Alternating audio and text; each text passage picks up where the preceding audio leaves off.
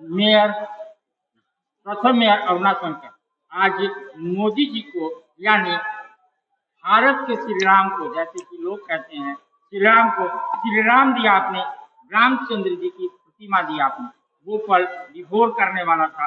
दो शब्द क्योंकि आप उसकी साक्षी बने। जैसा कि आज हमारे मेदिनीनगर शहर में देश के यशस्वी प्रधानमंत्री जी का आज आगमन हुआ 10 साढ़े 10 बजे के करीब। हम लोग वहां पे उनके स्वागत में थे और ये सब हमारे सौभाग्य की बात है हमारे लिए कि मुझे उनसे इस बार तीसरी बार उनसे मिलने का सौभाग्य प्राप्त हुआ।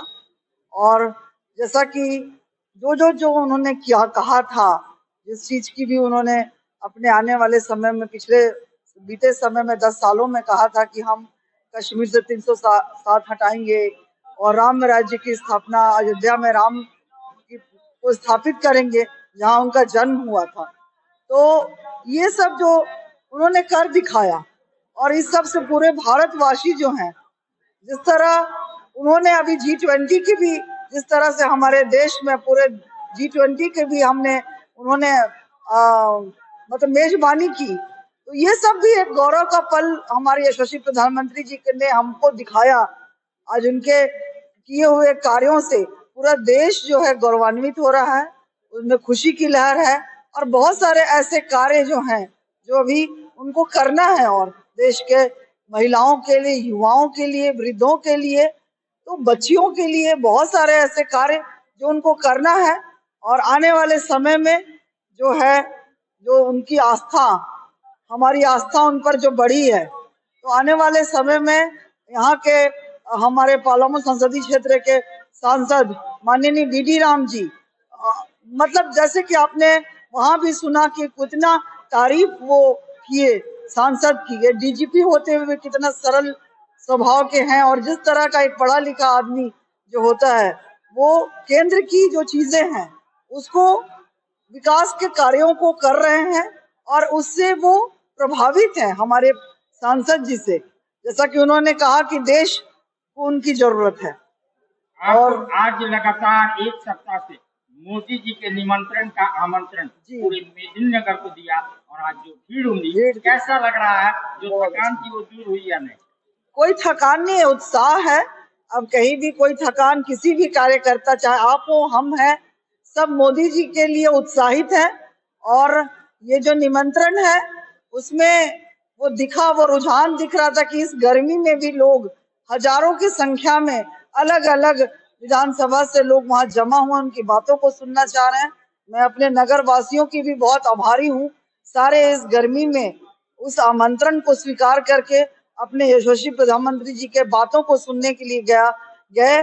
और जैसा कि उन्होंने कहा कि मेरा एक काम है आप सभी से, मेरा एक अलग से अलग अनुरोध उन्होंने कहा है कि जहाँ कहीं भी जाएं और सबको जय श्री राम बोले। तो मुझे भी बहुत खुशी हुई। हमने उनको राम जी की प्रतिमा जो हमने बाहर से अयोध्या से मंगवाई थी, वो उनको देकर, क्योंकि उन्होंने एक जो दिखाया था पूरे भारतवर्ष को, जो बताया था कि अयोध्या में राम जी का जो जन्म हुआ था, वहीं पे अयोध्या का मंदिर राम जी का बनेगा। और राम हमारे सभी के लिए, पूरे देश के लिए, क्या पूरे विश्व के लिए एक नायक के रूप में काम करते हैं। उनको हम उनके जो चरित्र है उनको आत्मसार करने की कोशिश करते हैं हम। और उस प्रतिमा को देखकर पूरा देश ही नहीं और पूरा विश्व उसको देख रहा है, क्योंकि सभी चाहते हैं कि हर घर में जो है राम आए और राम जैसा पुत्र हो, राम जैसा भाई हो, राम जैसा मित्र हो, राम जैसा शासक हो। और कहते हैं कि राम राज्य, क्या कहा जाता है कि आज भी एक बोला जाता है कहावत में कि क्या राम राज्य है भाई, चारों तरफ इस तरह हर चीज खुला है, कोई भय का नहीं है, सुख समृद्धि है। तो ये राम राज्य का आने का संकेत है। और राम जी की प्रतिमा को देते हुए मुझे लग रहा था कि पूरा देश और पूरा विश्व उस राम को अपना नायक मानकर, क्योंकि उनमें सब गुण था। हम चाहेंगे, आज की भारत की महिलाएं भी चाहेंगी, उनको पति भी राम जैसा हो। वो जो प्रेम था कि एक पत्नी के लिए वो देखिए कहाँ 7 समुंदर बोलते हैं पार चले जाना। कहते हैं कि किसी ने गुरु से पूछा था कि क्या ये संभव है, आज क्या एजुकेटेड एक लड़की सदगुरु से पूछ रही थी कि क्या ये संभव है, क्या ये मुमकिन है कि कोई आदमी अपनी पत्नी के लिए इतना दूर चला जाए। तो उन्होंने पूछा क्या तुम ऐसा पति चाहोगी कि जो आप कहीं कहीं गुम हो जाए, किसी मेले में या कहीं पर गुम हो जाए, तो वो आपको खोजने के बजाय कोई विकल्प ढूंढ ले आपका, या आपको ढूंढते हुए चला जाए। तो ये आज के जो बोलते हैं ना वैज्ञानिक युग के, जो साइंस युग के जो बच्चे हैं, उनके लिए जवाब है कि कोई नहीं चाहता ऐसा साथी जो उसको छोड़ दे। तो व्यंजन क्या था मोदी जी का, क्योंकि आप उसका हाँ प्रतिनिधित्व कर रहे थे? जी जी, उनके लिए यहाँ स्थायी जो हम लोग का क्षेत्रीय भोजन है, जिसमें कि हम कहते हैं कि हमारा जो डाल्टनगंज का, मैंने खुद अपने हाथों से उनके लिए सुबह 7 बजे धुसका और आलू चना का जो ग्रेवी बनता है, जो आप देखिएगा हर ठेला खुमचा में सुबह का नाश्ता होता है, तो मोदी जी के लिए मैंने तैयार किया उनको अपने हाथों से, और वो सब गया उनको जांच के लिए, और जरूर मुझे आशा है उनको पसंद आएगा यहाँ का धुसका और आलू चना का ग्रेवी।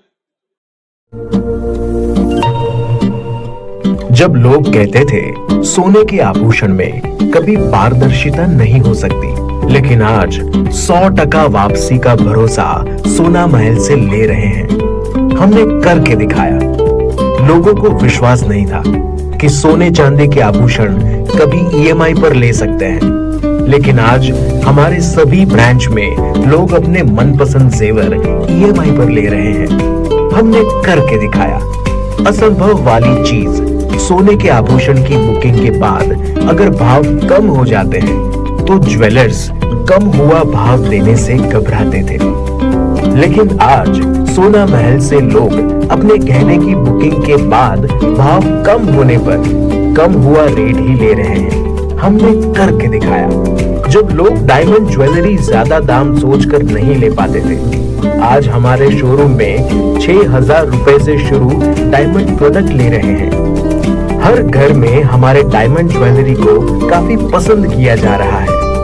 मिडिल क्लास ग्राहक भी हमारे डायमंड ज्वेलरी से अपने शौकों को पूरा कर रहे हैं। हमने करके दिखाया। यूं ही नहीं सोना महल ग्राहकों की पहली पसंद, हमने करके दिखाया। सोना महल, विश्वास परंपरा का।